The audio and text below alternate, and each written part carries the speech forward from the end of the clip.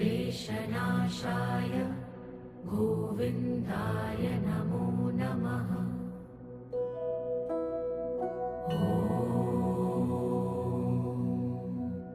कृष्णाय वासुदेवाय हरये परमात्मने प्रणतः क्लेशनाशाय गोविन्दाय नमो नमः।